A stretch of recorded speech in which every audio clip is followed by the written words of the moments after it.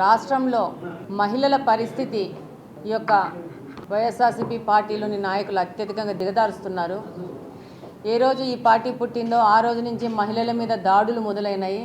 రాజకీయంగా ప్రజలకు సేవ చేయాలని వస్తున్న మహిళలను కించపరుస్తూ వాళ్ళ యొక్క వ్యక్తిగత విషయాలను మాట్లాడుతూ వాళ్ళను సమాజంలో కించపరిచే విధంగా మాట్లాడుతూ ముందుకెళ్తూ ఉన్నారు. ఈరోజు ప్రసన్న కుమార్ రెడ్డి గారు కించపరుస్తూ అవహేళన చేస్తూ ఆమె వ్యక్తిగత విషయాలు మాట్లాడుతూ ఈరోజు ప్రజల ముందుకు వస్తున్నారు. ప్రశాంత్ రెడ్డి గారు, ప్రసన్న కుమార్ రెడ్డి గారు ఇద్దరు కుటుంబ సభ్యులే. ఈరోజు ఒక మహిళ ఆయన్ని ఓడించిందని చెప్పేసి ఆ అక్కసుతో ద్వేషంతో రాజకీయ పరంగా తన విమర్శలు చేయకుండా ఆమె యొక్క వ్యక్తిగత జీవితం గురించి మాట్లాడడం అనేది చాలా సిగ్గుమాలిన చర్య. వారే కాదు, వాళ్ళ నాన్నగారు కూడా రాజకీయాల్లో ఉన్నారు. ఆ తర్వాత ఈయన కూడా ఎన్నో దఫాలు ఎమ్మెల్యేగా ఎన్నికైనారు. ఆ యొక్క అనుభవాన్ని, ఆ పెద్దరికాన్ని మనసులో ఉంచుకొని మహిళల వ్యక్తిగత జీవితాల విషయం వెళ్లకుండా ఉంటే బాగుండేది. కానీ వైఎస్ఆర్సీపీ పార్టీకి మేము కూడా రాజకీయాల్లోకి వచ్చి మేము కూడా గమనించింది, మాకు కూడా ఎదురయ్యింది మహిళల్ని కించపరచడం.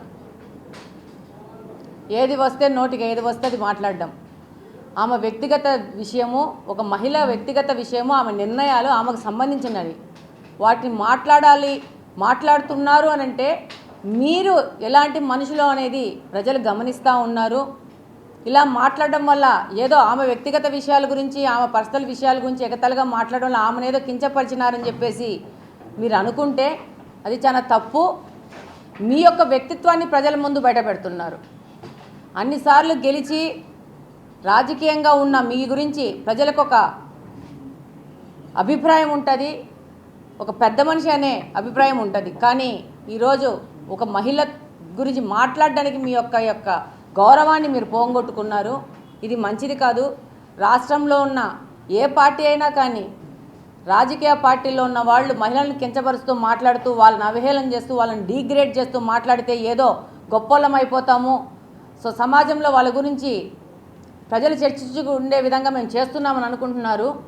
కానీ ప్రజలు కూడా, మహిళలు కూడా ఎంతో చదువుకొని విజ్ఞానవంతులైపోయి ముందుకొస్తున్నారు. వాళ్ళ అవకాశాలను వాళ్ళకు ఉంచండి. వాళ్ళని అవహేళన చేస్తూ రాజకీయంగా లబ్ధి పొందాలనుకోవడం మాత్రము చాలా తప్పు. దీన్ని పూర్తిగా మహిళల తరపు నుంచి ఖండిస్తున్నాను.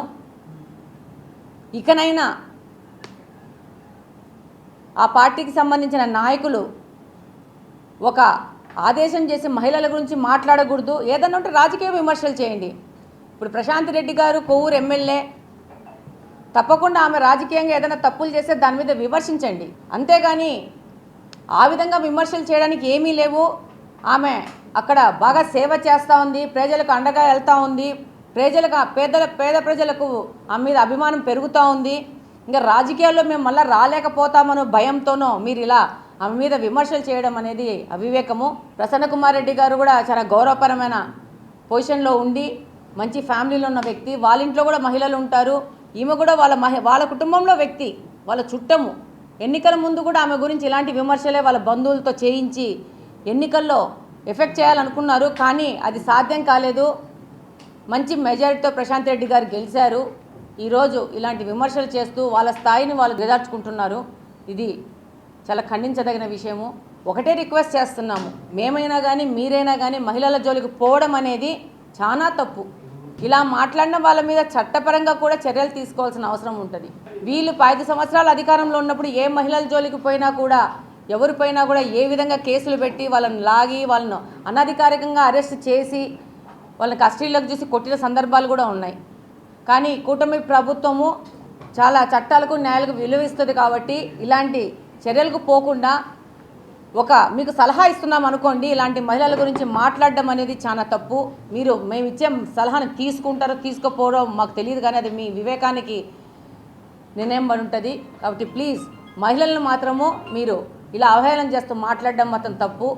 అదే మహిళలు వలనే మీరు ఎంతో నష్టపోయే పరిస్థితి వస్తుందని మాత్రం తెలియజేస్తున్నాను. Please subscribe to Leo news. for more videos.